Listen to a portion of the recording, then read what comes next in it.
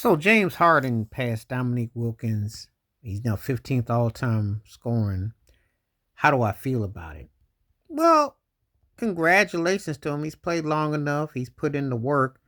Um, he's moved up on the three-point list too. If he plays another 2 or 3 more years, I got it probably be top 10 all time with scoring. I think he'll move up some more. I think he's got 30,000 probably if he can play at least um 2 or 3 more years. He probably will crack 30.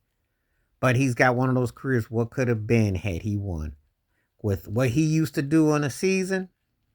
And how do I feel about him passing Dominique?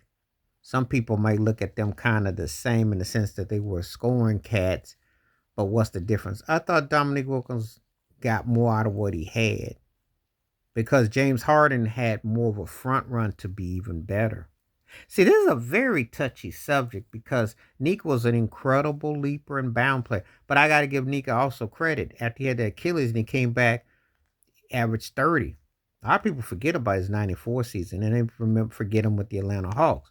So Nick was bad and he rebounded. He just didn't have the top tier teams. He was not known for gagging in the playoffs. He just didn't have the right help and the balance. I always said he was a Scottie Pippen or a good sidekick from probably having a longer run. He did not have that kind of length and run when he played, but he could definitely hang. But Harden was a better outside all around scorer. That's why when Harden is just now passing him, it's kind of almost anticlimactic because you would have thought he'd be a lot further along. But Harden then definitely slowed down. And it's not just the beers and the steaks and the potatoes.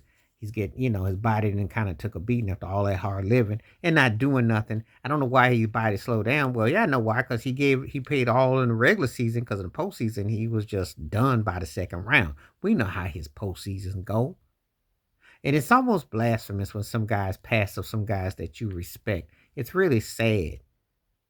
Not taking nothing from James Harden's contributions, but there were actually a time, wasn't that long ago, that some people dare say he belonged in the trinity of the greatest two guards ever with Jordan, Dwayne Wade, and Kobe. Some people thought he could supplement one or both to get right back with Jordan. His scoring was crazy. He's the last American born player to win a league MVP. That's how long ago. That's when James Harden was crazy putting up numbers.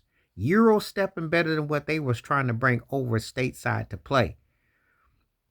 My. That seems like a lifetime ago because after those Houston days that he squandered, that Kevin McHale called him out and how he didn't really play with Dwight Howard and he was pouting and throwing that beard around, and that beard was like a genie tune or like a genie out of a bottle because he was getting to the free throw line more than Shaquille O'Neal. I still ain't figured that one out, but he would use that beard as a weapon, and it must have been like he was getting hit on the beard and the dancing that he would do and the prancing. That dude was definitely putting it down. But come postseason time, he might play a game or two. Then he was off to the club, and his team got waxed, and that was the end of him. And he came close 20s, 18 with the Rockets, but he couldn't finish. Missed all those threes. He cried and campaigned for an MVP. Who did it remind me of? Oh yeah, he was like a precursor to Joel Embiid. They had the players only league MVP, which they gave it to him because he's always in Steph Curry's shadow, just like Damian Lillard. They were logo three shooting cats, just never could win nothing. Put up some great numbers during the regular season. I always say this. He was on that Greg Maddox, but Greg Maddox won a ring. Peyton Manning won rings. But he was on that same trajectory. He's going to be a great regular season player, but a guy that he just never finished it. He went to one finals with OKC as a six man. That seems like a lifetime ago. You got to go all the way back before there was a thing that you could even start up doing Snapchat or Instagram. That's how long ago that when Harden was in the finals. It's like a lifetime back when Aaron Rodgers won. But anyway, he passes Dominique Wilkins. I got mixed emotions. Congratulations on the passing.